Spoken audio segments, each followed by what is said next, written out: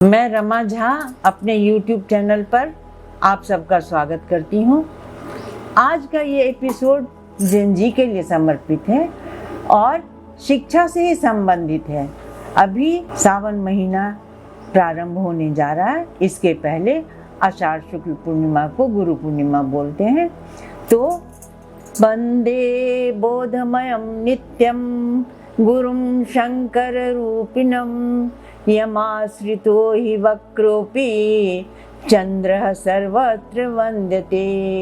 गुरुर्ब्रह्मा गुरुर्विष्णु गुरुर्देवो महेश्वरः गुरु साक्षात् परब्रह्म तस्मै श्री गुरुवे नमः।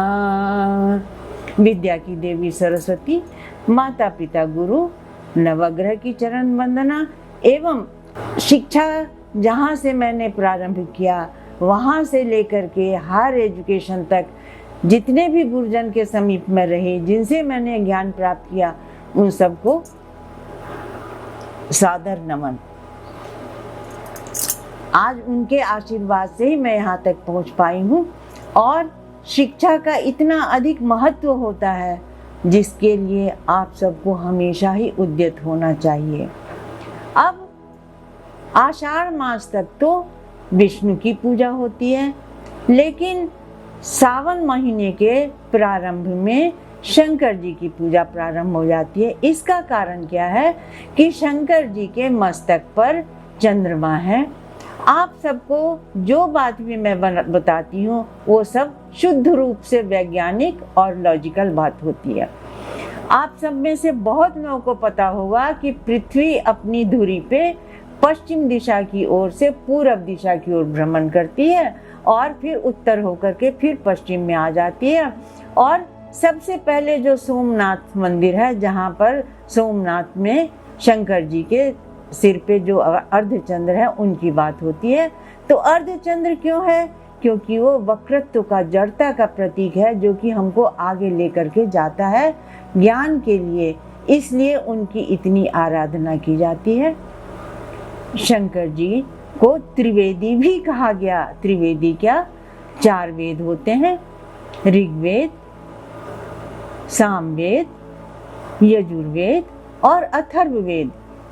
ऋग्वेद में मंत्रों की बात है, सामवेद में नृत्य गीत गायन सब की बात होती है, यजुर्वेद में संहिता की बात होती है और अथर्ववेद में किस प्रकार से हमको सही तरीके से जीवन जीना चाहिए।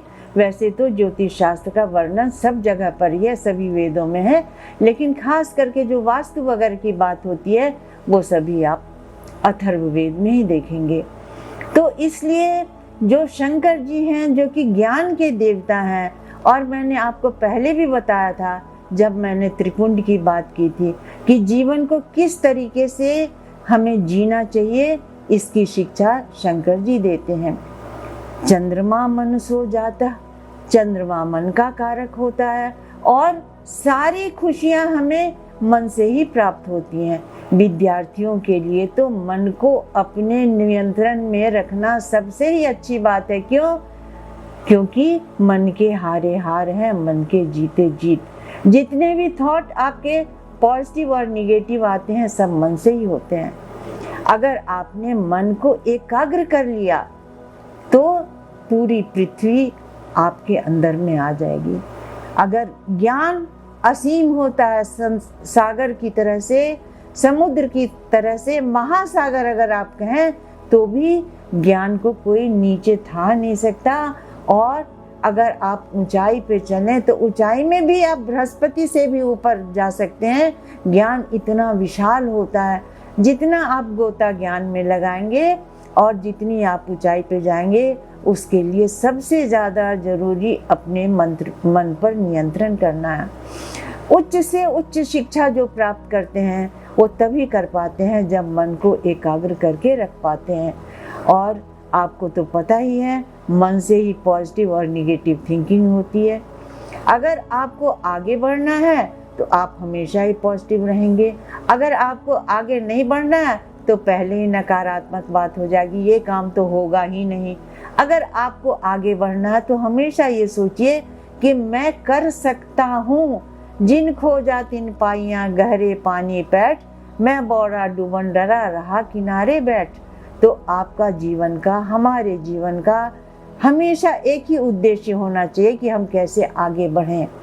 इसके साथ ही माता पिता के लिए भी मैं एक बात ज़रूर कहना चाहूँगी कि आचरण की सभ्यता, ये सबसे अधिक बात होती है कि अगर हम अपने ऊपर में नियंत्रण रखें, माता पिता अगर अपने ऊपर में नियंत्रण रखते हैं तो बच्चों को पढ़ाई के लिए ज़रूर ही प्रेरित कर पाएंगे। अगर खुद वो पढ़ाई में ध्यान नहीं देंगे, उनके ऊपर में ध्यान नहीं देंगे, तो कैसे बच्चे आगे पढ़ पाएंगे। इसलिए जैसा भी समय हो उसको निकाल करके आप बच्चों पर ध्यान दीजिए। उनको किस चीज़ में कठिनाई हो रही है पढ़ने में, कहाँ पे उनका ध्यान अटक रहा है, उस पर ज़रूर ध्यान दीजिए। और सबसे पहला जो गुरु है वो माता ही होती है, प्रथम पाठशाला होती है। तो बच्चों को आप जितनी अच्छी तरीके से समझा सकेंगी उतने ही बच्चे आपके आगे बढ़ सकेंगे। आचरण की सभ्यता देखनी हो तो आप शंकर जी से सीखें। मृग छाल पे बैठते हैं, आग धतूरा ये सभी फूल पत्र वो लेते हैं, बिल पत्र लेते हैं। और आपको क्या मालूम है कि केतकी अर्थात केवड़े का फूल शंकर जी को नहीं चढ़ाया जाता है। इसका कारण क्या है कि उसमें बहुत सुगंध होता है और सुगंध रजोगुण का परिचायक होता है। तो अगर रजोगुण की ओर चले गए, प्रवृत्ति की ओर चले गए, तो फिर किस प्रकार से पढ़ाई कर पाएंगे। सावन के सोमवार का इसीलिए महत्व बताया गया। जो जितने भी सोमवार पढ़ते हैं उस दिन इसलिए व्रत किया जाता है कि आप उस समय पर निगेटिविटी को अपने ऊपर में नियंत्रण रख करके पॉजिटिविटी में चेंज करें। हमेशा ध्यान रखें, अगर एक गोल बना लें तो उस पे हमेशा ही आप आगे बढ़ते चलेंगे, फिर कोई आपको रोक नहीं सकता। जातस्य ध्रुवो मृत्यु, जो पैदा हुआ वो तो मरेगा ही। आपको ये भी ज्ञात होगा कि महाकालेश्वर में शंकर जी के ऊपर में चिता का भस्म जो होता है, अर्थात जो इनका संस्कार होता है, उसी से उनकी प्रातःकाल की भस्म आरती होती है।